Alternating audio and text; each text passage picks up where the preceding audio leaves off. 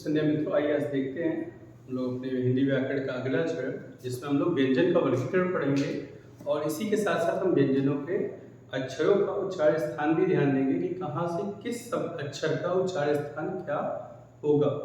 इसके लिए ध्यान दीजिएगा, हम लोग याद करने की कोशिश करते हैं, समझने की कोशिश नहीं करते। लेकिन अगर एक बार समझ लिया जाए तो कोई याद करने की भी कोई ज़रूरत नहीं पड़ेगी। हम आसानी से अपने सभी अक्षरों का उच्चारण स्थान भी बता सकते हैं। तो जैसा यहाँ कहा गया, वर्णों का उच्चारण, मुख के जिन स्थानों का प्रयोग करके वर्णों का उच्चारण किया जाता है उन्हें उच्चारण स्थान कहते हैं। जैसे इस व्यक्ति के पूरे उन भागों को दर्शाया गया है जिनके माध्यम से हम ध्वनियों का उच्चारण करते हैं। जैसे फेफड़े हैं, तो फेफड़ों का श्वास का जो गमन और बहिर्गमन होता है उस प्रणाली के माध्यम से ध्वनि का उच्चारण होता है। सांस लेने और छोड़ने की प्रक्रिया फेफड़ों का, तभी हम ध्वनि निकाल पाते, नहीं तो हम ध्वनि निकाल न पाए। ये आपका श्वास नली है, ये आपका स्वर यंत्र है, ये आपका काकल है, इसके ऊपर कंठ, जिससे हम आवाज को बाहर की ओर ले आते हैं। अब इन चीजों को हम याद करते हैं कि हाँ, इस अक्षर का ये होगा, इस अक्षर का ये होगा, इस अक्षर का ये होगा।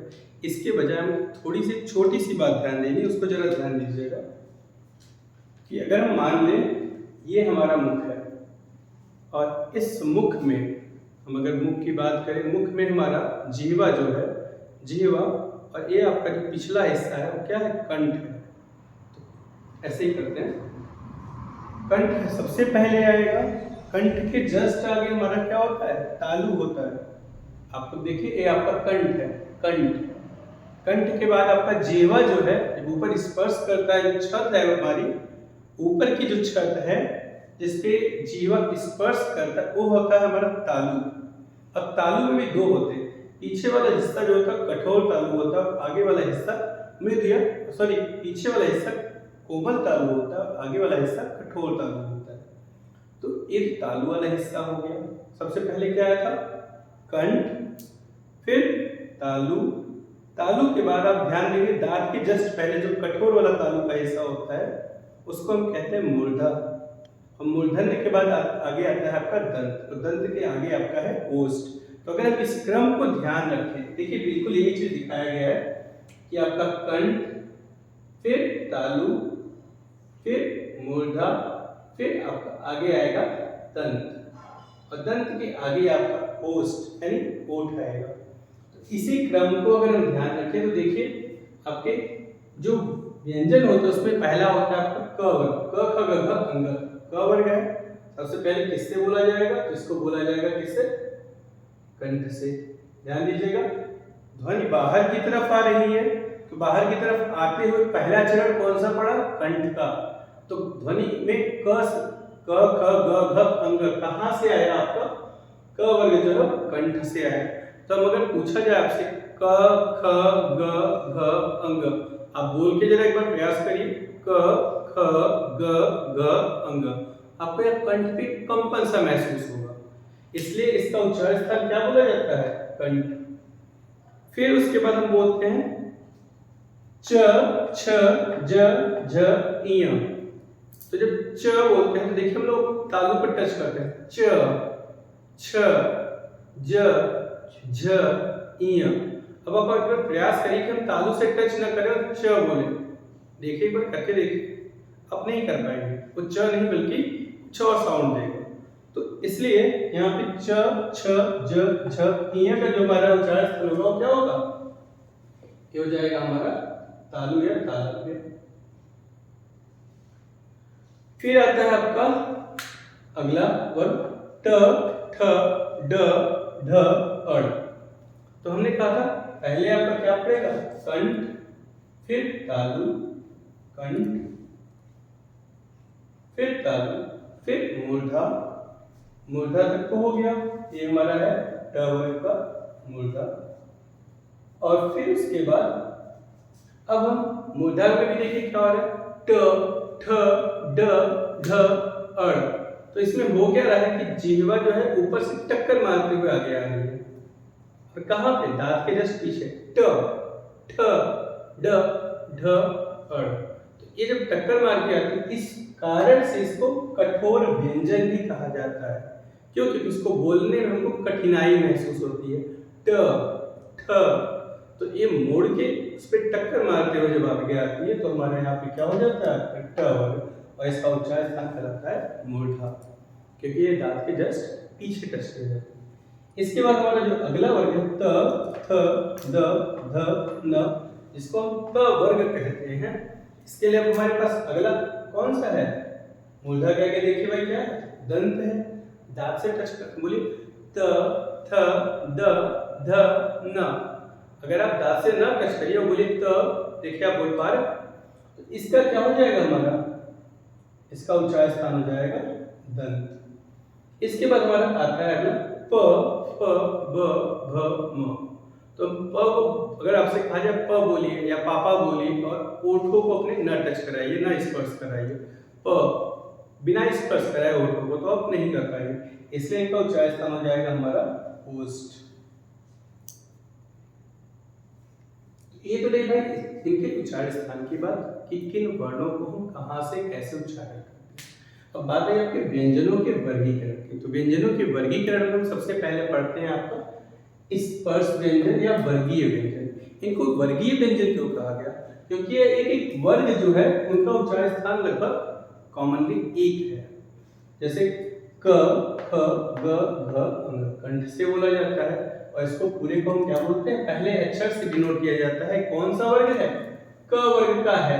क वर्ग का तीसरा अक्षर कौन होगा? ग। क वर्ग का पांचवा अक्षर कौन सा होगा? अंग। क वर्ग का दूसरा अक्षर कौन सा होगा? ख। ऐसे ही दूसरा वर्ग बांटा गया च वर्ग के नाम से। च वर्ग का पंचमा अक्षर क्या है? ञ। ऐसे तीसरा हमारा ट वर्ग बांटा गया, जिसका पांचवा अक्षर क्या है? अड़। तीसरा अक्षर क्या है? ड। इस तरीके से हम इनको वर्गों में बांटे हैं और इनको स्पर्श व्यंजन कहते हैं। इस 5-25 को हम स्पर्श व्यंजन कहते हैं। क्यों कहते हैं? क्योंकि जिन व्यंजनों के उच्चारण में जीवा, अभी ध्यान दीजिएगा, मुंह है, मुंह में जीवा है, तो जीवा कंठ तथा मुख के जिन जिन अंगों को स्पर्श करते हैं। जिन जिन अंगों में क्या था? तालु था, मूर्धा था, दंती था, ओष्ठ था। तो जिन अंगों को स्पर्श करता है वही उसका क्या देता है? उच्चारण स्थान देता है। और चूंकि जीवा के द्वारा इन अंगों को स्पर्श किया जा रहा है, इसलिए हम इसको क्या करते हैं? स्पर्श व्यंजन कहते हैं। और चूंकि इनको वर्गों में बांटा जाता है, इसलिए इसको वर्गीय व्यंजन भी कहते हैं। आपने ध्यान दिया, जिन व्यंजनों के उच्चारण में जीवा कंठ तथा मुख के विभिन्न स्थानों को स्पर्श करती है वे स्पर्श व्यंजन कहलाते हैं। तो आपके प्रश्न में अगर पूछा जाता है परीक्षा में कि स्पर्श व्यंजन कितने हैं, तो हमारे स्पर्श व्यंजनों की संख्या हो जाएगी टोटल कितनी? 25। कैसे? 5, 5, 10, 5, 15, 5, 20, 5, 25। तो स्पर्श व्यंजन हमारे टोटल है 25। कौन कौन से वर्ग आते हैं भाई? तो आप कहोगे क वर्ग, च वर्ग, ट वर्ग, त वर्ग, प वर्ग। जो लोग पहले अक्षर को कचट तब भी कह लेते हैं क्लिक के माध्यम से यूज करने के लिए। अब इसमें एक और नोटिस ध्यान देने वाली बात है कि जो हमारा पंचमा अक्षर है अंग, ये अड़नम, ये हमारे हर वर्ग के 5वें अक्षर है। आपने एक चीज नोटिस किया होगा, ऊपर देखिए व्यंजन कैसे लिखा हुआ है। जो हम अंग वाला मात्रा यूज करते हैं तो हम वर्ग देखते हैं किस वर्ग का है, इस वर्ग के 5वें अक्षर का इस्तेमाल करते हैं। जैसे बोलते हैं व्यंजन, तो वहां पे हमारा अगला अक्षर क्या है? ज है, और ज किस वर्ग में आता है? च वर्ग में आता है। च वर्ग का 5वां अक्षर है कौन सा? य। इसलिए अन यानी यन के लिए हम कौन सा अक्षर यूज करते हैं? यहाँ पे य यूज करते हैं।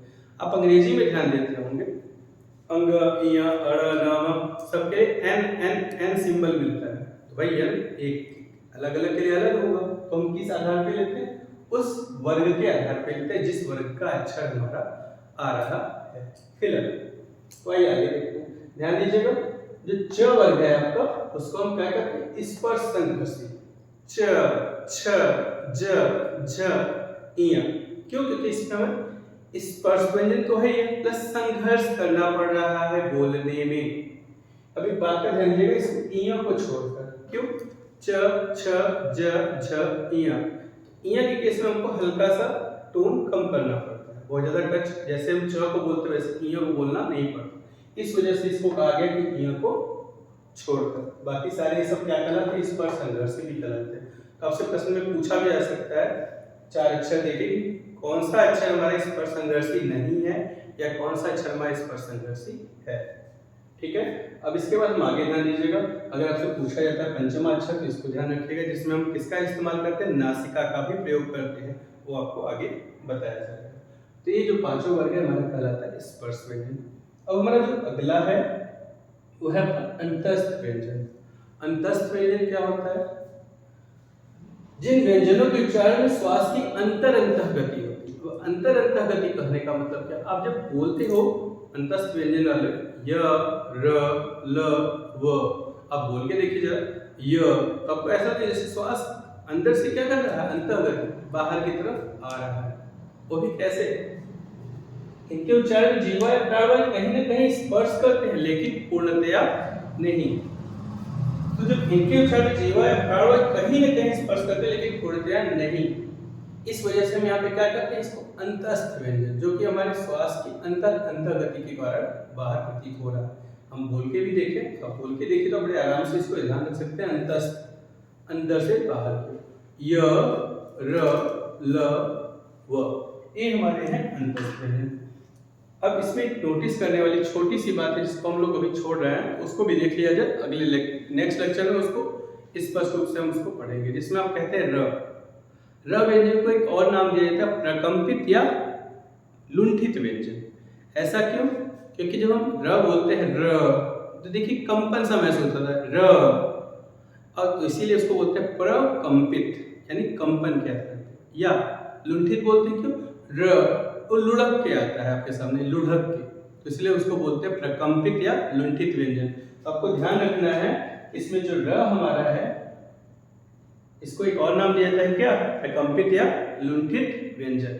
इसके बाद आप लोग एक चीज ध्यान देते होंगे, कहा जाता था प्लेबैक सिंगर, जैसे लता मंगेशकर जी थी, तो उनके केस में अगर हम बात करें तो प्लेबैक सिंगर का सेंस क्या होता है, पर्दे के पीछे से गाना गाना। हीरो हीरोइन है, एक्ट्रेस है, एक्टर है, लेकिन गाना पर्दे के पीछे से कोई और गा रहा होता है। उसी तरीके से हमारा एक अक्षर भी है, वो है ल, इसलिए इसको बोला जाता है पार्श्व व्यंजन।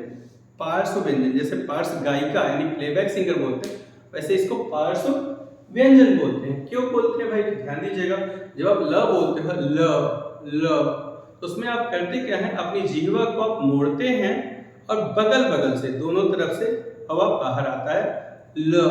आप जिह्वा को मोड़ने के बाद बगल बगल से जब हवा आता है तो आप बोल पाते हो ल, जो कि हमारा क्या है, पार्श्व व्यंजन।